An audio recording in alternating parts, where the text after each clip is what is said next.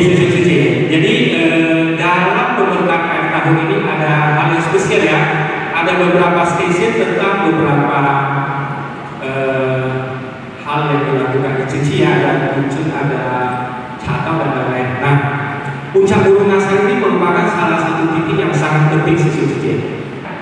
Nah ini sangat sayang ya Suci Cici. Di Cici ada disebut Jingsu Famai, kemudian ada Cici Comen ya. Nah yang Cici jalankan itu masih dalam bentuk Cici Comennya ya, dalam kegiatan-kegiatan. Kemudian seperti memang Cici ya, nggak apa-apa. Ajaran Cici itu, ajaran masa itu sangat universal. Ajaran Buddha itu bukanlah ajaran yang sempit ya, ajaran yang sangat universal. Jadi semua agama bisa berbeda. Nah apa sih yang akan Cici sampaikan besok ketika ada backdrop ya, ada backdrop atau backdrop tentang sebuah kabar yang tadi ya, Puncak Gunung Nasar. Saya sangat terharu ya melihat Cici yang di sana dari Malaysia, Singapura dan Taiwan. Paling cepat 1 bulan. Cici siap nggak kalau di sana? Ya. Nah itu Puncak Gunung Nasar itu merupakan kiblat kita, ya kiblat ajaran kita. Tapi bukan kiblat dalam arti yang mistis ya, enggak ya Cici. Itu hanya mengingatkan kita bahwasanya nampak tilas Samudra itu di sana dulu ya.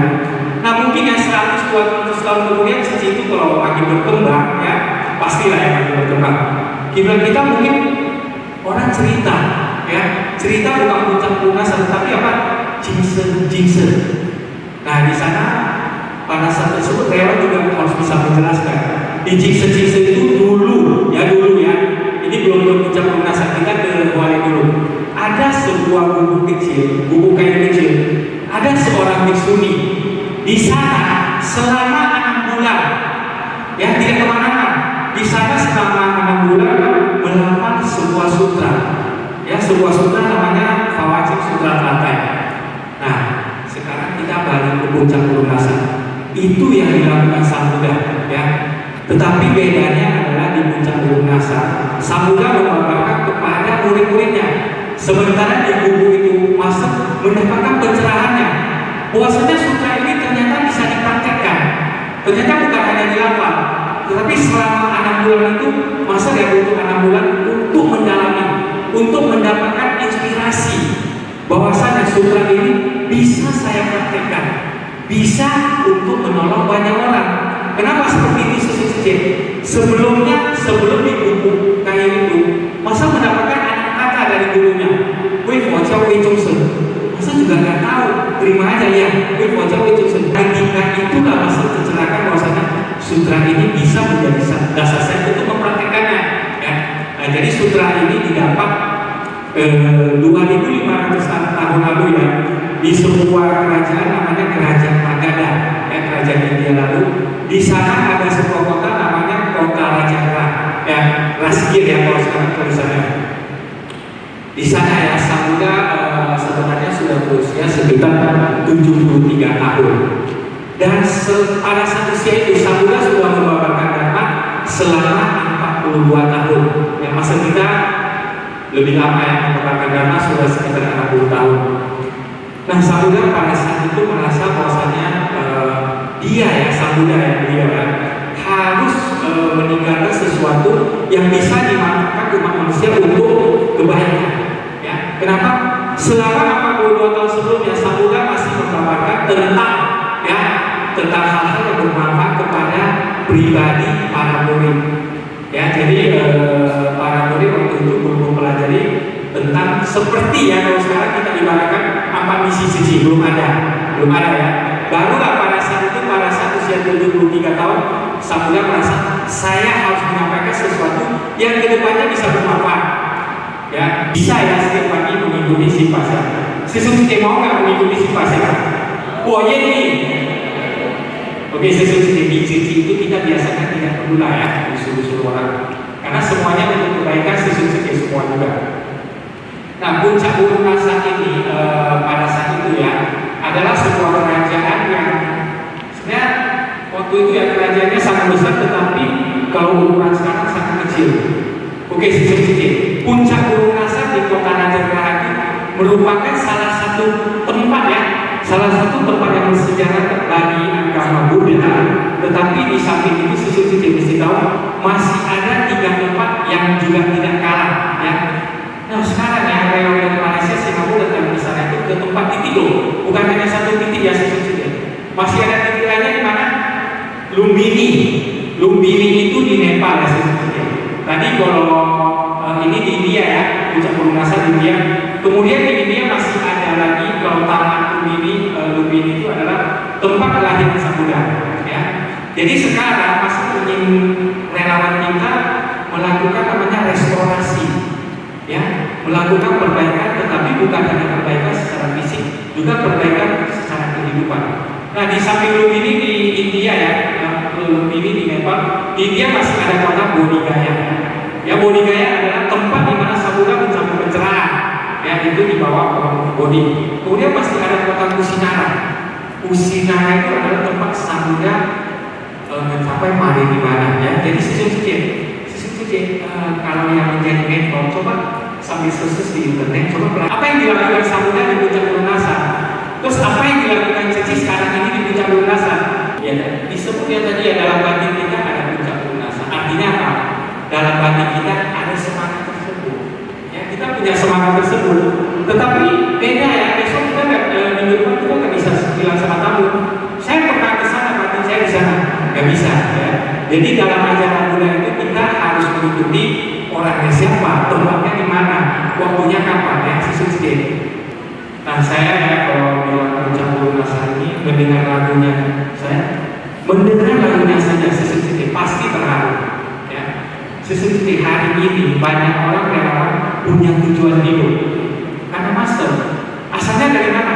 Master pelajarannya dari Sutra Tata, asalnya dari puncak Gunung Nasa itu. Jadi selama 7 tahun lebih itu Sang Buddha berada di sana ya, untuk membawakan Sutra Tata. Ini ceritanya nggak habis kalau Raja Bimbisara lagi. Jadi Raja Bimbisara itu merupakan salah satu umat yang waktu itu menopang kehidupan Sang Buddha. Oke, kemudian ada apa lagi selama di jalan itu? Ada gua. Ya, jadi Sang Buddha tinggal di gua. Ananda tinggal di gua, Sariputra Moggallana tinggal di gua. Mereka bertiga itu merupakan murid-murid yang menjaga Sang Buddha ya. Ananda itu merupakan pelayan Sang Buddha, Sariputra Moggallana itu merupakan seperti sekretariat. Jadi itulah sebagian yang bisa kita ceritakan. Lengkapnya Suci bisa ya. Intinya adalah puncak Gunung Nasa itu merupakan sumber ajaran Cici ya. Jadi Cici itu kita dasarnya wajib Sutra Tata. Sutra Tata itu dari mana? Dari puncak Gunung Nasa ya. Jadi kita bayangkan ya, selama 7 tahun lebih Sang Buddha di sana untuk membawakan Sutra Tata yang pada saat ini digunakan oleh master menjadi landasan ajaran yang disebut praktek jalan bodhisattva ya. Jadi praktek jalan bodhisattva ini adalah mengajarkan kepada semua orang supaya bisa menjadi orang yang membantu orang lain. Sangat sederhana sebenarnya sedikit. Karena isu bahwasanya master hanya menjalankan praktek, hanya menjalankan misi amal, tidak membawakan dharma. Ya waktu itu masih menjawab ya, main kok. Ya jangan sembarangan ngomong sampai masih bilang. Saya juga setiap hari membawakan dharma, hanya saja ya kurang disampaikan keluar. Karena waktu itu belum ada dari TV, sekarang ada dari TV ya. Puncak Gunung Nasa ini sangat seru. Jadi puncak Gunung Nasa itu merupakan sebuah bukit ya. Tadi saya cek di tingginya sekitar 400 meter. Terus Gunung Nasa itu apa? Gunung Nasa itu batunya itu berbentuk seekor burung nasa. Kenapa burung nasa? Karena di sana banyak bangkai manusia. Dulu ya Suci di India itu tidak ada kremasi, tidak ada yang dikubur, dibuang aja ke puncak Gunung Nasa itu, dibiarkan dimakan burung nasa, dibiarkan dihancurkan oleh hujan dan terik matahari. Ya, jadi makanya banyak burung nasa di situ, sehingga puncaknya disebut burung nasa. Dan sangat kebetulan batu yang di situ ya menjadi latar belakang itu berbentuk burung nasa. Ya, jadi itu yang bisa Suci jelaskan kepada tamu kenapa namanya puncak Gunung Nasa. Ya, kemudian ada dua, harus terdengar ya. Sang Buddha ternyata bisa tinggal di situ. Ada dua, dan sekarang tempat orang melakukan pemujaan ya. Sangat luar biasa ya Master ya. Hanya membaca sutra itu selama 6 bulan, hari ini di 60 negara lebih, kemudian sudah memberikan bantuan di 120 negara lebih, termasuk lagi kita sebagai yang masuk serukan. Kalau tidak ada kalian, saya juga tidak bisa melakukan sebesar itu. Nah, ada banyak hal yang unik yang siswa kalau siswa pelajari tadi masuk bilang jaraknya sekitar 1.300 km, itu bisa ditarik sebuah garis lurus. Saya tadi melihat ya berapa jarak dari Puncak Gunung Nasan atau Raja Geraha ke Bodhigaya, dari Bodhigaya kita naik lagi ke Kusinara, dari Kusinara naik lagi ternyata sampai di Lumbini. Kemudian saya pelajari luasnya berapa sih daerah jangkauan yang dijalani Samudra pada masanya tersebut. Sesungguhnya ini sebuah hal yang sangat unik, lebih kurang sebesar Taiwan, ya. Jadi ajaran Samudra bisa menyebar ke seluruh dunia. Ajaran Master berdasarkan ajaran Samudra juga menyebar ke seluruh dunia. Namun ya sesungguhnya sampai saat ini di Nepal dan di India tempat Puncak Gunung Nasan ini penduduknya masih sangat miskin. Jadi saat ini Master berusaha menjalankan misi di kota-kota tersebut ya. Mungkin itu aja yang bisa saya sampaikan ya, karena masih sensitif.